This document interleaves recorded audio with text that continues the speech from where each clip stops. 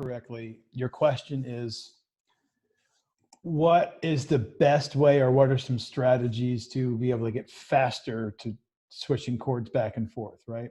Yeah. And what I'm hearing you say, if you've tried the methods of where I'm not strumming, you're switching one to the next, and it's sometimes a G to a C chord just isn't landing the way that you wanted to. And it's muffled. It truly becomes like, it sounds like I'm inside a garbage can. So Okay. Okay. Well, let's start with the easiest solutions first and just kind of work backwards. Are your nails too long? probably right now, but not usually. I usually, because Yeah, you can. Yeah, okay. So you're not running into any kind of problems where your nails are hitting the fretboard before you can. Okay. no, That would be a very easy fix, and sometimes that is causing students problems. Okay, so we know it's not that. And is it just these two particular chords, or are there chords that you are being successful with? well, I mean, anytime I get to go to an E minor, I have a slight party in my head because Everybody loves E minor. Yeah, everybody loves the E minor chord. Yeah. I mean, I'm much better than I was, and I can master, I feel like I've mastered a lot of chord changes. Like, but it just seems to be the G chord, and it's not always, it's like I can go from D to G and I don't feel like I have any trouble. Yeah. There's similar orientations, and you can kind of leave that third finger nearby. Right. Right. So it's this to this. Yeah, it's, we called that whole, when we were doing the supinating and pronating, it's like probably turn, and I know my thumb is too high. I know that because I see it. Yeah. I wouldn't worry about the thumb. Okay. Is it too high? Yeah, maybe. Is it hindering your playing? Probably not so much with this. Well, do you want to show us? I mean, we can, Sure. if you're comfortable with that. Well, and I'm going to leave the capo on because it's on for the song that I'm doing. Sure. And I'll play through because it goes D, E minor, C. And I'll try to get in front of this camera the best that I can. Sure. That's great. I can see it. Okay. You know what? Yep, there. So it's like, yeah, that's perfect. That's perfect. Okay. Oh, let's see, it sounds.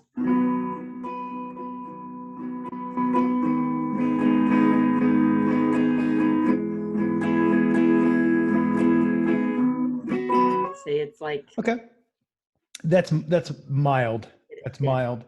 Okay, so that's kind of what I was expecting to see, because I know that you're a good player, and that I suspected it was probably going to be better than you're perceiving it to be, which is fine. So I'm not saying that you're crazy and that there is no problem. There is a problem, but you're probably closer to solving it than you realize. So I can see that when you were getting from the E minor to the C chord, you were doing this, and that's good. Like you're prepping as much as you possibly can before the chord change. That's fantastic. Are you able to do that when you're getting from the C to the G? I try to think about it, but because I think I'm moving so much, like I'm coming from here all the way here, I feel like I'm constantly thinking about doing that. Like I've got to get my hand turned so that I can get it up there. Are you able to just lower your camera by 3 degrees? That's perfect. Yes, wonderful, awesome. Yeah, let's see that again. Oh, okay, wait, there's. See, and I also have this problem, which has been ongoing, of me picking up my hand too far, I think, sometimes. Yeah, I think your assessment is really good. You're very aware, and obviously, you're listening to the things that we're talking about, and you're applying all these things. With the G chord, there's one thing that I can see that I know it's contributing to the problem, but it's not, the overall cause, is your ring finger is buckling, which leads me to believe that you're squeezing it harder than you need to. Okay. The other thing too is like, where do we want the continuity in the melody? And I do this from time to time too. Depending on what chord I'm switching to, if it's a complex chord, like if I had to get to like this G major 7 in this, second inversion here, like there's going to be times where there's chords that I play that I can't get to the entire thing the way that I'd like to either. So I have to think about the continuity of the song. And this is going to be my suggestion to you, because it's going to help you clean up the playing, and it's just going to give you more repetitions, because I think maybe this isn't the answer that you want to hear, but I think you just need more repetitions with it. Okay. Because I can see that these two fingers are landing, and then these two fingers are swooping underneath. So we can use that to our advantage right away to clean up the playing. And then by strum 2 or beat number 2, you can add in those other pieces. So then what we have to look about is chord continuity, meaning like if I'm strumming an E minor chord, and I'll do the best I can to, can you hear that okay? Mm-hmm. If I'm strumming the E minor chord and I'm being really heavy about the treble strings, you're going to notice me taking a shortcut, right? If I do this, okay. If I lay off of the treble strings a little bit, and if you're singing and you're accompanying yourself, just like hit the bass strings a little bit heavier, we'll get this.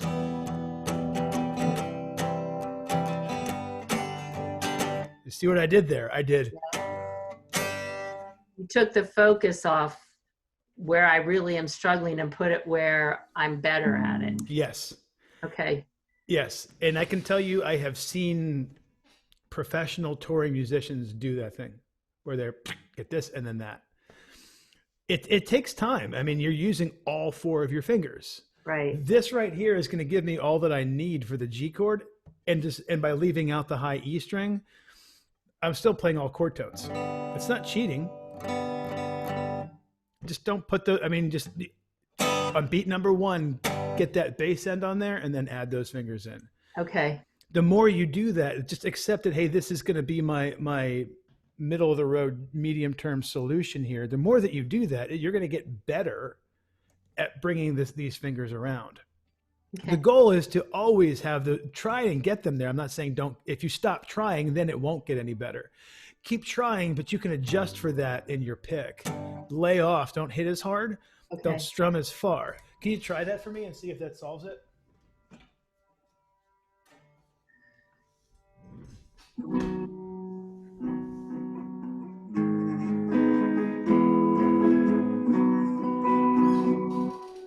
That was smooth. Yeah. That was smooth. It was right in time. And I didn't hear anything wrong. Okay. What do you think? That's very helpful. Good. And remember this, because you can do the same thing with chords later on too. Okay. That, like when you're doing bar chords and stuff, sometimes when you're learning bar chords, like we just get the treble end first, and we squeeze and we just kind of adjust. I mean, that happens all the time.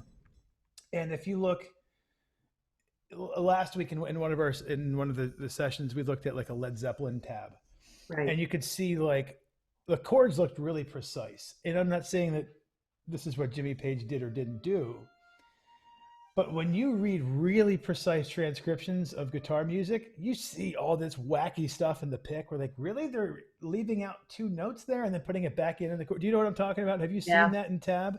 It's like, really, he's doing that on purpose?